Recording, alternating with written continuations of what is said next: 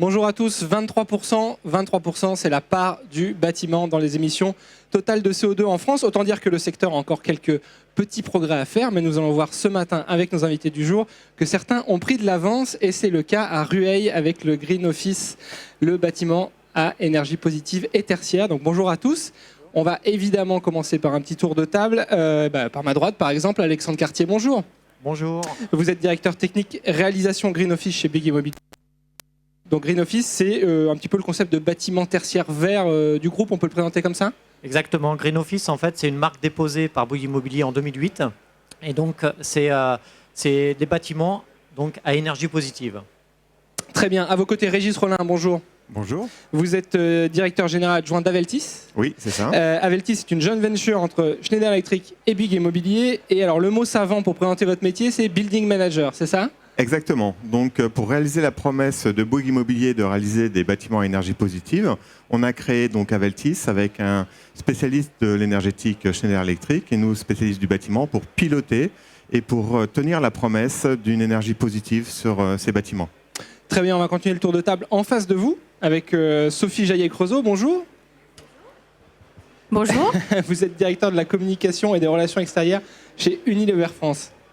Et vos équipes font donc partie des résidents de ce Green Office. Vous nous ferez partager cette expérience avec Absolument. nous. Depuis un an, c'est ça, hein, vous êtes Ça dans le fait bâtiment. un an, on va fêter un anniversaire et tout va bien dans notre immeuble que nous avons appelé la Green Station, Bon, qui est très un bien. Green Office. On aura l'occasion d'en reparler. Marc Bocobza, bonjour. Bonjour. Vous êtes directeur Asset Management chez DTZ Investors. Alors, DTZ Investors, c'est de l'investissement, mais peut-être vous pouvez nous éclairer un peu plus sur votre métier. Alors, DTZ Investor, c'est un asset manager, c'est-à-dire qu'il achète des actifs pour le compte d'institutionnels. En l'occurrence, c'est des institutionnels qui ont racheté l'actif en fait, de Green Office. Très bien. Bon, on va continuer. On va rentrer dans le vif du sujet. Je précise pour les gens qui sont avec nous sur cette galerie de la COP qu'il y a des petits casques pour ceux qui aimeraient avoir la traduction pour nos amis non francophones. Alors, Alexandre, on va présenter avec vous dans le détail ce projet. Peut-être en commençant par le commencement, c'est mieux. Racontez-nous le début de l'histoire. Comment tout ça a germé et puis quel a été un petit peu le calendrier de ce projet. Alors, le calendrier, en fait, on a répondu à un appel à concours organisé par Unilever en avril 2011. On a été lauréat via notre réponse Green Office. En septembre 2011, on a déposé un permis de construire avec les équipes de Jean-Michel Villemotte en décembre 2011. On a lancé les travaux en juillet 2012 pour livrer donc clé en main le 12 décembre 2014 à Unilever. Et d'ailleurs, Unilever, les collaborateurs sont rentrés dès le 15 décembre. Très bien. Et ensuite, il y a eu d'autres arrivées, je crois. Et après, donc, Unilever occupe 53% de l'ensemble immobilier qui représente 35 000 m². Et après, donc, sont venues les équipes d'American Express Voyage et également Ingérop qui va rentrer dans les lieux à partir de début janvier. Très bien. Bon, on voit un petit peu la frise chronologique. Toujours sur ce contexte, quel bâtiment avez-vous imaginé lors de la réponse à cet appel à candidature ? Voilà, est-ce qu'on peut donner faire un petit tour du propriétaire très rapide ? Alors, c'est avant tout une réponse avec un bâtiment extrêmement vert, bâtiment à énergie positive, ça veut dire qu'il consomme moins par rapport à la production, et donc notamment c'est un bâtiment qui produit plus. Avant tout, donc ça a été de raisonner sur un bâtiment à très basse consommation. Et après, donc il a fallu compenser ces consommations via une centrale photovoltaïque de 4000 m² pour arriver à l'énergie positive. Et donc, ce qui a été, je pense, le facteur différenciant par rapport à la concurrence, c'est qu'on amenait vraiment une réponse complète par rapport aux problématiques d'enjeux énergétiques. Et donc, c'est grâce à ça, je pense qu'on a gagné ce projet. Ce choix, oui, justement, presque de devancer la réglementation, puisque la réglementation sur les énergies positives est plutôt pour 2020, c'était un choix politique, c'était une demande du marché, c'était un peu des deux sur ce projet ? En fait, c'est une démarche qu'on a lancée donc, dès 2008 avec notre premier Green Office à Meudon. Et donc, ça a été un vrai succès commercial. Et derrière ce succès commercial, la marque Green Office s'est développée comme un vrai axe stratégique pour Bouygues Immobilier. Et donc, de lancer à terme 100% de la production propre en travaux neufs avec des bâtiments à énergie positive. D'où ce choix pour Rueil. Exactement. Régis Rollin, puisqu'on en est sur la genèse, alors vous arrivez quand ? Vous arrivez au premier coup de pioche ? Vous arrivez à l'inauguration ? Vous arrivez encore avant ? Alors en fait, on arrive dès la conception du bâtiment. Pour réaliser un bâtiment à énergie positive, comme l'a dit Alexandre, il faut déjà concevoir un bâtiment qui consomme peu. Or, dans les phases de conception et de construction dans le bâtiment, vous avez plusieurs niveaux de détails qui sont réalisés les uns après les autres. On appelle ça un avant-projet sommaire, un avant-projet détaillé, puis ensuite vient les éléments d'exécution. Et à chaque fois, les entreprises, les bureaux d'études peuvent proposer des variantes techniques et il faut réaliser ce qu'on appelle du commissioning pour vérifier qu'entre les différents dossiers, eh bien, rien ne passe à la trappe, que les performances imaginées au début sont réalisées, ensuite sont tenues dans le dossier à l'étape numéro 2, puis à l'étape numéro 3, puis en réalisation. Et c'est là qu'une entreprise comme Aveltis, qui a été lancée par Bouygues Immobilier, intervient de façon un peu nouvelle dans l'industrie du bâtiment. Donc on est là dès le début pour fixer les objectifs, pendant toute la phase de conception pour vérifier que ces objectifs sont bien tenus en termes de conception, puis en termes de réalisation de travaux.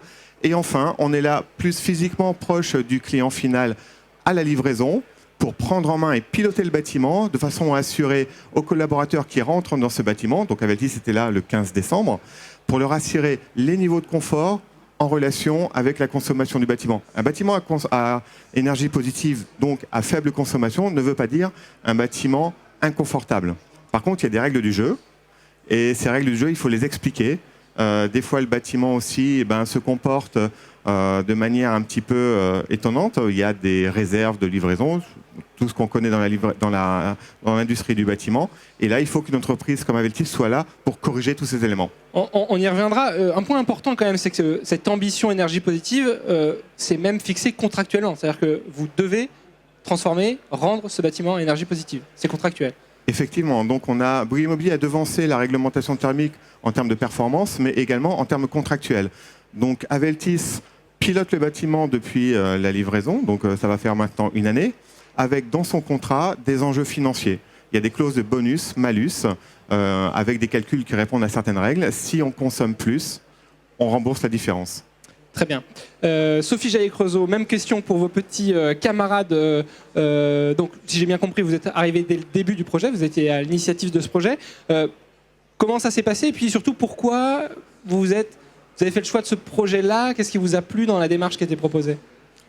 Alors nous sommes un groupe Unilever qui est très, très, très engagé dans le développement durable. Nous sommes, je crois que finalement, notre présence à la COP21 aujourd'hui donne encore plus de sens et de résonance à tout ce qu'on fait, puisque emménager dans un immeuble à énergie positive, ça veut dire aussi quelque part apporter soi-même, même en tant que salarié, une contribution. C'est un point qui est important. Nous avons un plan pour un mode de vie durable donc, qui a été lancé en 2010 et nous avons des objectifs extrêmement clairs puisque nous voulons être, donc, en anglais on dirait carbone positive, c'est-à-dire que vraiment 100% de notre énergie viennent de sources renouvelables d'ici 2030. C'est un engagement du groupe au niveau mondial.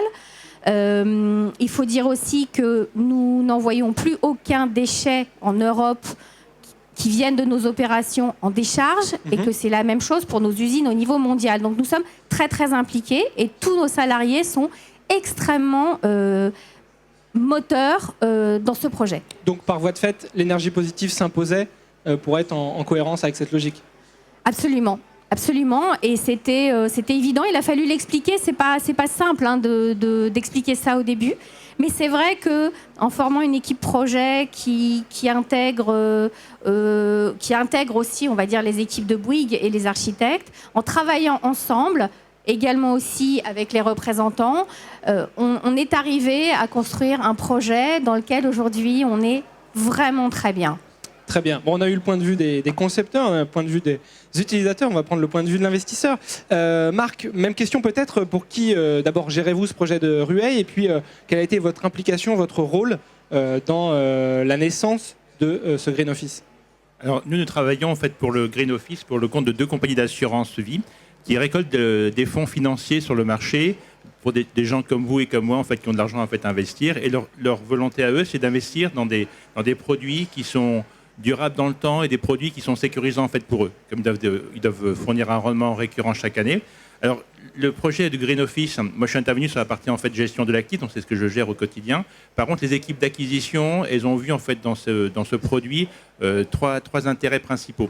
Le premier intérêt, c'est la notion en fait d'actifs purs. Comme on l'a dit tout à l'heure, Le Green Office qui a été réalisé, c'est un produit qui est en avant sur son temps. Il répond déjà en fait à la RT 2020 sur la partie bâtiment énergie positive. Donc on est sûr que dans le futur, il va bien vieillir. Oui, tout à fait. Il va bien vieillir. On n'aura pas de problème d'obsolescence. Il sera déjà en fait conforme à ce qu'on va produire en fait en 2020. Le deuxième intérêt qu'on peut voir en fait dans ce genre d'actifs, c'est que c'est le locataire. Le locataire, Unilever a fait une vraie stratégie immobilière de dire parce qu'auparavant on gère également en fait leur ancien immeuble qui est juste en face à 50 mètres. Il y a un transfert qui s'est fait et Unilever avait besoin de faire un projet immobilier qui soit lié par rapport à leur projet en fait d'entreprise, comme l'a expliqué Sophie. Et donc on est sûr qu'une entreprise se dirige sur un vrai projet immobilier qui a du sens par rapport à leur business. On est sûr que le locataire va rester en fait longtemps dans le bâtiment. Pour preuve, ils sont restés 18 ans en fait, dans l'ancien bâtiment qui est juste en face. Donc c'est plutôt positif. On peut espérer le même bail pour ce nouveau bâtiment. On espère longue vie à Unilever pour le bâtiment. Et le troisième point, c'est le rapport RSE. Nos deux mandants, en fait, les deux propriétaires pour qui on travaille, ont un rapport RSE à réaliser chaque année, comme les locataires qui sont sur le bâtiment. Et le fait d'avoir un bâtiment à énergie positive, ça contribue efficacement et positivement à leur rapport RSE qu'ils doivent réaliser chaque année.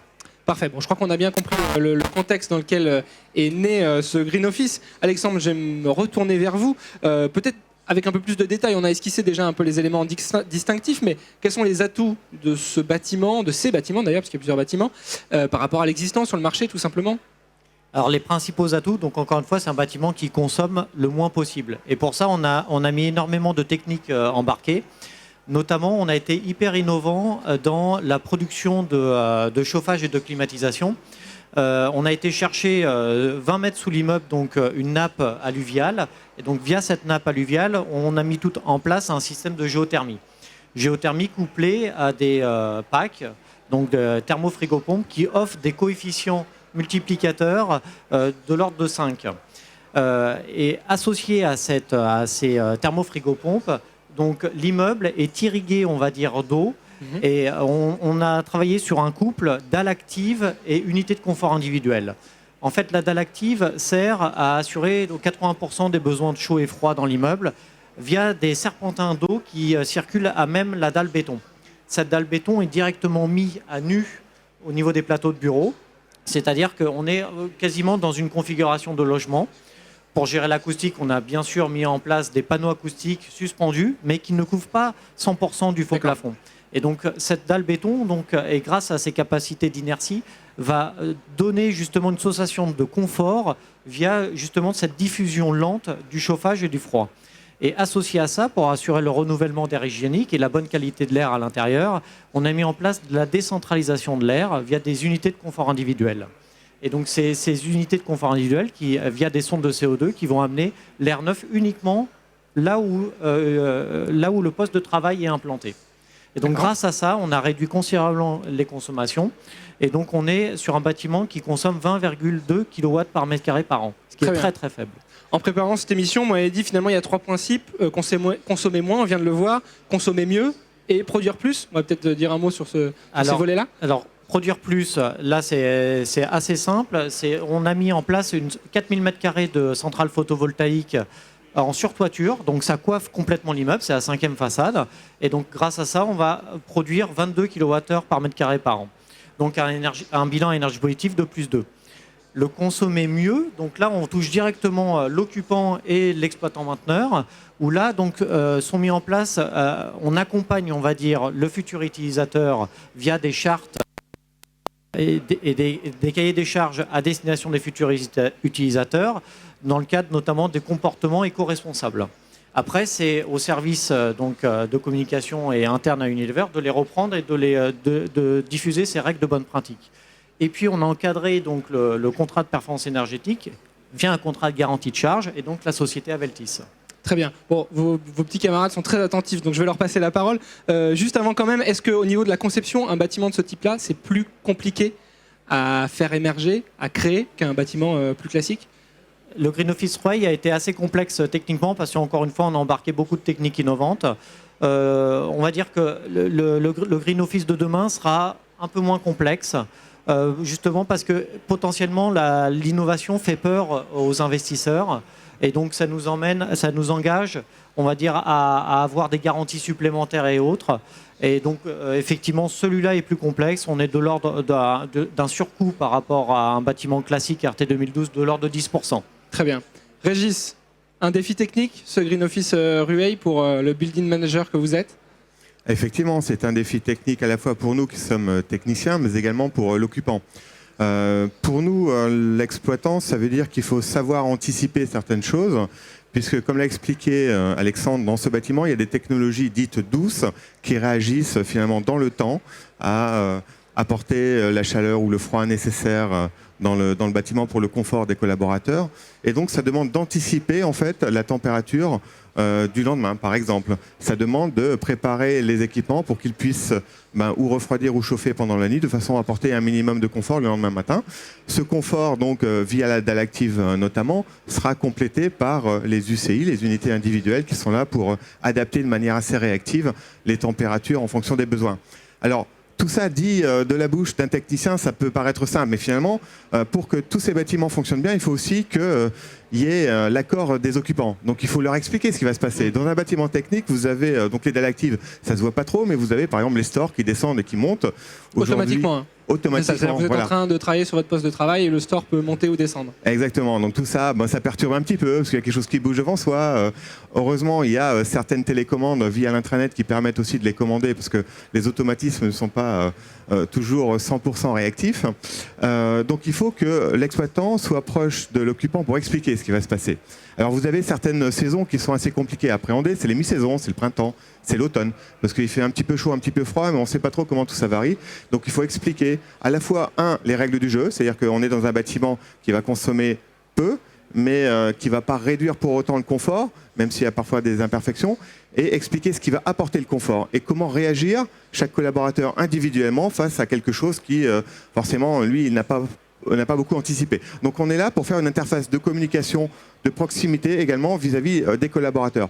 Et pour le technicien qui est dans le bâtiment, il faut qu'il sache lui à la fois anticiper et à la fois réagir assez vite quand il y a des demandes des collaborateurs. Donc derrière le défi technique, un défi presque humain. Ça veut dire qu'on ne se voit pas que quand il y a des problèmes, mais on se voit aussi toute l'année pour ajuster les petits détails. Voilà, j'oserais dire il faudrait. Donc on fait effectivement des notes d'explication, on essaye d'être présent dans tous les étages pour essayer de prendre la température au sens figuré de comment se comporte le bâtiment par rapport aux souhaits des gens. On est là pour vérifier que les automatismes peuvent fonctionner plus ou moins bien. Globalement, ça fonctionne quand même pas trop mal, mais c'est vrai que des bâtiments de cette taille, là on parle pour la partie Unilever de 20 000 m², c'est quand même quelque chose d'assez grand.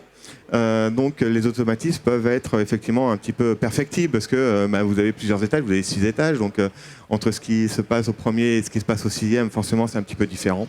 Enfin voilà, donc on est là pour simplifier la vie finalement dans ces bâtiments techniques et pour apporter du service, là où quelquefois on a pu oublier que le service est forcément nécessaire pour que les collaborateurs... Il est au cœur du bâtiment et de la vie de ses utilisateurs. Exactement, exactement. Sophie Jaillet, Creusot, comment se passe ce dialogue alors? Et vous, quels sont vos objectifs dans ce dialogue? Alors nous, Régis nous avait promis des Canada Goose l'année dernière. C'est vrai qu'on n'en aura pas besoin cet hiver, parce que l'hiver est doux et qu'entre-temps, l'immeuble s'est développé et que la température y est tout à fait bien. Hein. Donc je crois qu'on a parlé d'écoute, on a parlé d'humain, d'accompagnement. Il y a aussi une notion qui est importante chez nous, c'est l'exemplarité. C'est-à-dire qu'on a emménagé, il faut quand même l'expliquer, dans un open space, oui, dans un immeuble à énergie positive, oui, mais en plus, on a demandé aux collaborateurs de passer en bureau partagé. C'est-à-dire que les salariés n'ont pas un bureau attribué. Ils ont des zones d'équipe, des territoires d'équipe, et chaque matin, dans ce territoire, ils choisissent tel ou tel poste. Donc c'est vraiment tout un changement de culture qu'il a fallu mettre en œuvre et accompagner. Et donc l'adaptation au nouvel immeuble en fait partie. Et je parlais d'exemplarité parce que le comité de direction a décidé justement d'adopter exactement les mêmes règles de vie que l'ensemble des salariés. Ce qui veut dire, c'est important, pas de place réservée, par exemple, dans un parking, puisque dans un immeuble à énergie positive, on a un peu plus de de places, enfin les places sont plus restreintes, des espaces avec des bureaux et des aménagements exactement comme tous les salariés. Donc je crois qu'en montrant l'exemple, l'exemplarité c'est important, l'accompagnement, de voir les équipes de Régis se balader dans les bureaux pour prendre la température au propre aussi, pour vérifier, etc. Tout ça vraiment a concouru au fait que les gens se sentent bien et qu'ils voient aussi aujourd'hui tout le bénéfice de cet engagement en faveur du développement durable au sein de la Green Station. Donc vous êtes devenu expert, peut-être pas en diplomatie, mais en pédagogie en tout cas. Il a dû accompagner tous ces changements. Presque, presque. Marc, quel est le rôle de l'investisseur dans ce dialogue? Est-ce que vous regardez ça d'un œil extérieur ou est-ce que vous avez aussi des objectifs, des enjeux à ce que les choses se passent bien? Alors, théoriquement, en fait, en l'occurrence, par rapport à Unilever, on a signé en tant qu'investisseur un bail de 9 ans ferme. C'est-à-dire que le locataire ne peut pas partir du bâtiment avant 9 ans après le début du bail. Si on est un investisseur normal, on pourrait se dire finalement, en fait, on a Aveltis qui s'occupe bien du dossier, on a Unilever qui a une bonne relation avec Aveltis. On met en place un gestionnaire d'immeuble, on peut se dire, en fait, on va laisser le locataire se débrouiller tout seul avec Aveltis et notre property manager. En l'occurrence, ce n'est pas du tout ce qu'on fait en pratique. Et on parlait tout à l'heure de complexité par rapport aux immeubles. Nous, notre ADN à nous, c'est la relation locataire. On est très sensible à cette relation locataire parce qu'on n'a qu'une envie, c'est qu'à l'échéance du bail, Unilever dise, tiens, finalement, je suis resté dans le bâtiment pendant 8 ans ou 9 ans, c'est un bâtiment qui me plaît bien, j'ai envie de renouveler, je prends rendez-vous avec mon propriétaire pour me réengager encore sur 9 ans. Si on arrive durant les 9 années avant cette réunion-là à convaincre Unilever de la pertinence de cet immeuble, on est sûr de gagner au bout de 9 ans. Alors, nous, notre rôle à nous, j'ai quand même 2 personnes de mon équipe, à moi, en fait, qui sont des relais en fait, d'Unilever au quotidien par rapport à toutes les problématiques qu'on peut rencontrer. Et ce qui se passe en pratique, c'est si ça se passe mal dans le futur entre Unilever et Aveltis, forcément, en fait, Unilever va me passer un coup de téléphone pour me dire, bon, finalement, j'ai un souci, il faut intervenir. Et pour l'instant, en fait, sur le bâtiment, on n'a pas eu ce cas-là en pratique pour l'instant, et c'est très bien. Bon, alors, ça serait un peu juste pour faire un bilan sur 9 ans, mais décembre 2014, nous sommes en décembre 2015, on va peut-être se lancer dans un premier bilan sur 1 an. Alexandre, ou Régis, Alexandre d'ailleurs, peut-être des premiers chiffres, c'est aussi simple que ça. Est-ce que les espérances du papier se retrouvent sur le terrain? En termes de consommation, donc on va dire l'engagement est à 20,2 kWh par mètre carré par an. Sur la fin de la première année, on va être autour de 21. Donc un léger dépassement qui s'explique par cette première année, et notamment, vous savez, lorsqu'on livre un immeuble, on a une année de parfait achèvement, on a livré au mois de décembre, mais pour autant, l'année qui suit, c'est l'année qui sert à faire comme sur les les rodages. Exactement. Voitures. Et donc, nous, on estime, Bouygues Immobilier, que moins de 5% sur la première année, et encore une fois, ramener au kilowattheure, ça fait 1 kWh, c'est vraiment rien. Donc pour nous, l'engagement est quasi atteint. Et bon, Bouygues Immobilier gère ou a conçu un grand parc de bâtiments. Est-ce que par rapport à d'autres bâtiments, on est sur des moyennes intéressantes d'utilisation? Enfin, là, vous n'êtes pas déçu particulièrement sur ce bâtiment-là? Non, parce qu'en fait, il y avait un énorme enjeu justement via ces techniques innovantes. Donc, encore une fois, jumelage dalles actives, UCI. Aujourd'hui, on voit sur nos projets, en fait, pour arriver à la basse consommation, il faut utiliser le maximum du temps, lorsque c'est possible, la géothermie. Et la géothermie, on le sait, au moment de la revente de cet immeuble, était un axe fort d'inquiétude des investisseurs.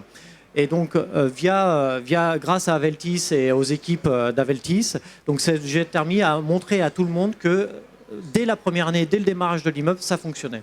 Et donc ça, c'est une grande source de satisfaction. Un mot sur la production photovoltaïque. On s'est croisés il y a quelques semaines. Je sais que c'était encore un petit peu compliqué avec des questions de raccordement. Les panneaux sont raccordés. Ils tiennent leurs promesses. Est-ce que vous avez un retour là-dessus? Donc les panneaux ont été raccordés il y a 1 mois de ça. Donc ça a été une longue course avec les services administratifs de RDF notamment. Et donc ça y est, on a pu enfin lancer la centrale photovoltaïque. On bénéficie des beaux jours. Les premiers résultats, on les aura réellement d'ici 1 ou 2 mois. Très bien. Régis, peut-être la même question. Bilan, notamment sur un sujet qui est important, c'est celui de l'agréabilité. Alors, je ne sais pas si le mot existe, mais voilà, c'est un bâtiment extrêmement performant. Est-ce que vous le jugez, vous, de votre côté, extrêmement agréable? Alors, effectivement, quand on vit dans le bâtiment, on remarque tout de suite l'aspect, finalement, éco-conception. L'avantage des Green Office tels que conçus comme celui de Rueil, c'est que finalement, on fait appel à toutes les technologies de conception pour s'adapter à l'environnement, au terrain. Donc, quelle que soit la géométrie du terrain, et par exemple, le terrain de Roy était un terrain tout en longueur, donc on sait bien que sur un terrain en longueur, c'est pas forcément simple de trouver la meilleure géométrie pour être efficace du point de vue énergétique. Par contre, on a créé un bâtiment, par exemple, qui est très lumineux. Et c'est vrai, ça participe d'abord du confort. Quand les collaborateurs rentrent dans un bâtiment qui est extrêmement lumineux, bon, déjà, il y a un premier aspect de confort naturel, un peu de la lumière effectivement. naturelle. Après, il y a une grande façade nord, une grande façade sud, donc ça demande aussi finalement une présence assez pointue pour le pilotage. Mais là encore, on a su mettre en œuvre des technologies qui permettent d'aller contre les façades nord, d'aller contre les effets négatifs des façades sud. Donc, on essaye de faire en sorte que le bâtiment soit le plus confortable possible pour les collaborateurs, en leur expliquant les niveaux d'exigence. Par exemple, une température de 26 degrés l'été, c'est effectivement une température à laquelle il va falloir s'attendre. Aujourd'hui, dans les bureaux actuels, tout le monde met en route la climatisation pour plutôt descendre vers 24 degrés, on va dire. 26 degrés, ça demande une explication. Ça demande à apporter de l'humain dans ces bâtiments. On revient sur cette pédagogie qu'on évoquait tout à l'heure. Effectivement. Donc aujourd'hui, avec un an de recul, qu'est-ce qu'on peut dire par rapport à ça ? Il y a eu effectivement la première année de verminage un peu du bâtiment qui fait quelque part le confort a pu à certains moments pas être là à 100%, mais globalement on est quand même dans un bâtiment, une fois que la technologie est maîtrisée et une fois que la communication est faite, je pense qu'on est dans un bâtiment qui est effectivement confortable, lumineux, température douce, on n'a pas la climatisation qui vous tombe sur le cou avec un débit d'air extrêmement fort ou froid ou chaud. On n'est pas dans un bâtiment dont la température varie énormément entre le matin et une heure après. On est dans un bâtiment qui est, somme toute, agréable à vivre, effectivement. Très bien, on va vérifier vos dires avec, évidemment, le point de vue d'Unilever. Sophie Jaillet-Creusot, est-ce que la réalité de vos journées dans ce Green Office est à la hauteur de vos attentes initiales ? Écoutez, on est dans un bureau donc à énergie positive, où les espaces sont très très agréables à vivre. C'est vrai qu'on a eu des moments où on a eu froid, mais peu à peu aussi, comme je le disais, les équipes ont pris conscience aussi de la contribution qu'on devait tous en tant que citoyens aussi apporter. Et les problèmes de chauffage ont été réglés. C'était quand même un bâtiment où on a une conciergerie, où on a une boutique, on a aussi tout un tas de services. Ce qui est important dans la réussite de ce projet, je crois, c'est qu'on a vraiment formé une équipe avec les équipes de Bouygues. On a passé beaucoup de temps ensemble pour essayer d'être au plus juste des besoins des salariés. Et ça, je crois que ça a été une réussite. Aujourd'hui, les enquêtes internes qu'on peut faire montrent un taux de satisfaction des salariés de 88% en termes de fierté d'appartenance à ce bâtiment. Ça ne règle pas tout, bien sûr, mais la fierté d'appartenance... Ça contribue à un optimisme général. Et puis les salariés, il n'y a pas que l'immeuble, les salariés aussi ont des gestes éco-citoyens en faisant attention quand ils consomment de l'eau. Il y a le tri sélectif, bien sûr. Tout ça contribue... ça crée les réflexes. Voilà, c'est un engagement éco-citoyen. Très bien. Marc, peut-être votre regard d'investisseur par rapport à d'autres projets que vous avez pu suivre sur la façon dont les choses se passent dans ce Green Office. Alors, auparavant, j'étais grand utilisateur comme Unilever dans un grand groupe pharmaceutique. Donc, j'ai l'habitude en fait, de la mise en route en fait, des bâtiments. Et les problématiques qu'on a pu rencontrer sur des bâtiments classiques ne sont pas plus compliquées sur un bâtiment comme Green Office. Je dis souvent en fait, qu'il faut en général en fait, 1 an de mise en route du bâtiment. Et au bout d'1 an, on commence à comprendre en fait, la technologie d'un bâtiment Green Office. Alors, par contre, à mon niveau à moi, là où je vais être très vigilant, parce qu'on parle beaucoup d'Unilever, mais ils sont quand même 3 locataires sur le bâtiment. Bien sûr. Et donc maintenant, il faut... la deuxième année, faire vivre les 3 locataires ensemble dans le bâtiment avec des problématiques peut-être un peu différentes les uns par rapport aux autres. Et ça, c'est un autre challenge en fait pour nous sur lequel on va s'impliquer au quotidien avec les locataires. Comment ça va se passer très concrètement ? Vous allez les réunir ? Alors concrètement, nous on est assez formatés sur la partie relations locataires, comme c'est notre ADN. On met en place régulièrement 3 fois par an ce qu'on appelle des comités locataires. Donc on réunit les différents locataires de l'immeuble pour un bâtiment multilocataire et on évoque de façon très transparente toutes les problématiques rencontrées. Donc on invite en général les property managers, on invite en fait Aveltis et on est transparent. On demande aux locataires d'avoir, comme on est propriétaire en fait de l'immeuble, on demande d'avoir une vision en fait transparente de ce qui se passe au quotidien. Et nous, on s'engage en tant que propriétaire à apporter des réponses concrètes aux problématiques rencontrées. Très bien. Juste sur ce point, j'aimerais peut-être un retour de Régis. Est-ce que vous avez l'assurance que ces bâtiments Green Office vont bien vieillir? On vient de l'évoquer. Oui, alors, en tant qu'entrepreneur, je dirais que si j'avais pas au moins la conviction qu'on peut accompagner la performance des bâtiments pendant un certain temps, et là je suis engagé sur 9 ans, je n'aurais pas signé finalement le contrat. Donc aujourd'hui, on a des technologies qui sont finalement des technologies de pointe, mais également des technologies finalement assez sûres. Quand on parle d'une dalle active, c'est ni plus ni moins que du béton qui réagit avec ses propriétés physiques. On n'a pas là un moteur qui tourne et qui s'use. Quand on parle effectivement des stores qui montent et qui descendent, il y a effectivement un petit moteur, mais globalement ce sont des lames métalliques. Donc ce sont des choses quand même qui sont physiquement assez résistantes. Ensuite, finalement, un bâtiment à énergie positive, c'est déjà un bâtiment éco-conçu, comme on disait au départ, donc qui va chercher les propriétés physiques des matériaux mis en œuvre. Et ces propriétés physiques, c'est 90% de la performance du bâtiment. Quand on parle de la performance intrinsèque. Après, donc il y a des éléments rassurants il y a des éléments dans la rassurants. conception même du bâtiment. Après, finalement, quand on écoute un peu tous les gens autour de cette table, on s'aperçoit que la vie dans un bâtiment à énergie positive, ça reste ni plus ni moins que la vie dans un bâtiment normal, mais il faut quand même apporter un peu d'humain pour expliquer ce qui se passe, pour apporter des services. Mais toute la partie technologique ou de la partie maintenance, la partie technique, finalement, on ne le voit pas trop. Néanmoins, je dirais que le bâtiment vivra bien pendant 9 ans et au-delà si toute la maintenance préventive, au-delà de la maintenance réactive, la maintenance préventive est bien assurée. Et Aveltis est là aussi pour vérifier que la maintenance préventive de tous les équipements en place se fait au bon moment, quand il faut. Et ça, c'est une assurance apportée à l'investisseur. Au même titre qu'on assure un certain niveau de confort, le niveau de confort voulu et contractuel à l'utilisateur, Aveltis est là pour apporter aussi une assurance finalement à l'investisseur et une assurance également au promoteur, comme quoi le bâtiment qu'il a livré, c'est bien le bâtiment qui est dans lequel on vit aujourd'hui. Et la garantie d'Aveltis, en tant que garantie de charge et donc garantie de performance énergétique, a démarré le premier jour de l'arrivée d'Unilever. Très bien.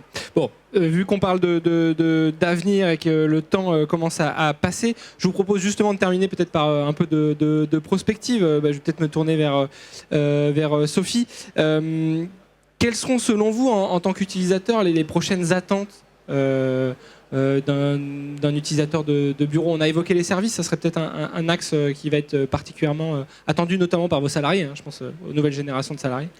Alors, les services, absolument, de plus en plus de services dans l'entreprise.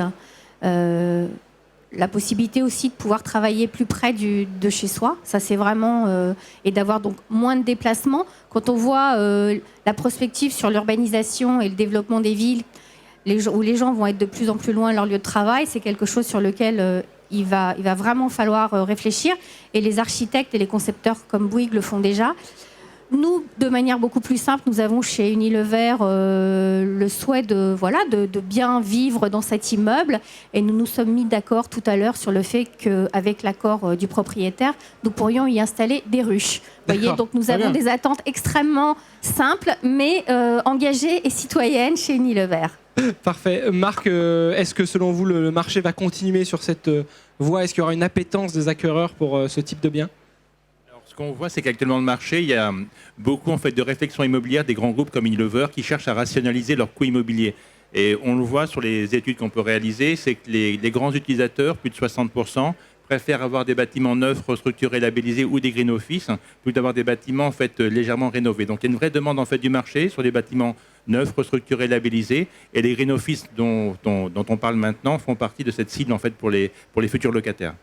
Très bien. Régis, j'avais parlé de pionniers en introduction. Est-ce que vous allez rester des pionniers? Est-ce que c'est possible d'aller encore plus loin? Alors aujourd'hui, sur la partie technique, je pense qu'on va continuer à être des pionniers. Pourquoi? Parce que finalement, Bouygues Immobilier a ses gènes aussi de l'innovation, mais de l'innovation réaliste. C'est-à-dire que Bouygues Immobilier s'engage. S'engager sur 9 ans, c'est une rupture dans les habitudes finalement du promoteur qui en général livre des bâtiments puis ensuite les voit vivre d'un peu loin. Aujourd'hui, avec Aveltis, c'est un premier pas dans la vie du bâtiment, un pas un peu technique, même si on ramène beaucoup de services et beaucoup d'humains. Aujourd'hui, on s'oriente également vers d'autres services, finalement, au plus près aussi des besoins encore des utilisateurs en termes d'économie immobilière, du coût immobilier. On essaye de rendre variable le coût immobilier pour nos entreprises. De même que pour les investisseurs, essayer de rendre liquide finalement des bâtiments de taille importante. Et c'est pour ça que Bouygues Immobilier a lancé une autre marque qui s'appelle Nextdoor aujourd'hui. Toujours dans le tertiaire?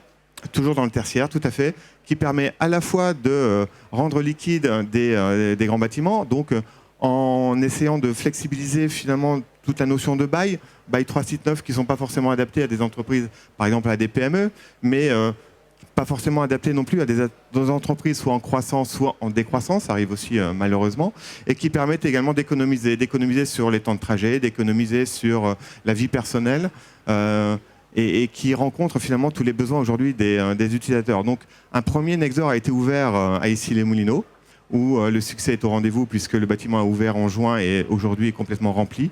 Et on est en train de développer sur ce principe-là une offre à destination de grands comptes pour aller vers plus de services, plus d'écologie finalement, puisque ces bâtiments seront le plus possible finalement éco-responsables, donc avec une consommation maîtrisée, apportant beaucoup de services et beaucoup de services pour les utilisateurs. Avec toujours cette formule un peu d'abonnement par poste de travail, enfin, ça sera la même idée que sur l'offre Nextdoor, mais à disposition de grands groupes, c'est ça ? Et exactement, tout à fait. Très bien. Alexandre, vous savez comment sont les journalistes. On vient à peine d'inaugurer un bâtiment et on demande déjà le prochain qui va sortir de terre. Donc, quels sont les projets de la marque Green Office ? Et puis, est-ce qu'il y a encore des territoires d'innovation pour votre groupe ? Oui, alors déjà Green Office aujourd'hui, c'est plus de 10 immeubles qui soient soit construits, soit en cours de construction, soit à venir, mais dans un avenir très proche au niveau national. Donc également, la marque Green Office a été déployée notamment à Bordeaux et à Lyon. Et on va dire le Green Office de demain, c'est un Green Office à très bas carbone. Donc notamment, on envisage de lancer le premier Green Office en bois à Paris-Batignolles. Très bien. Donc ce sera un aspect esthétique ou il y aura aussi une dimension responsable derrière ce choix du encore matériau ? plus responsable justement via cette décarbonisation et un bilan global CO2 qui sera encore plus favorable. Et on pourra se balader dans ce Green Office en bois à partir de quelle date ? D'ici 2 ans et demi. Bon, ça sera peut-être l'occasion de se retrouver pour une autre émission. Merci à tous les 4 pour vos éclairages et expertises sur ce projet de Green Office à Rueil. La prochaine fois, on se retrouvera peut-être à Rueil pour contempler votre travail et puis voir si les thermomètres disent vrai, mais je crois que visiblement c'est le cas.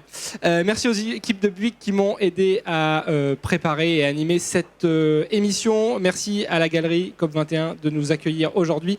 À bientôt, au revoir.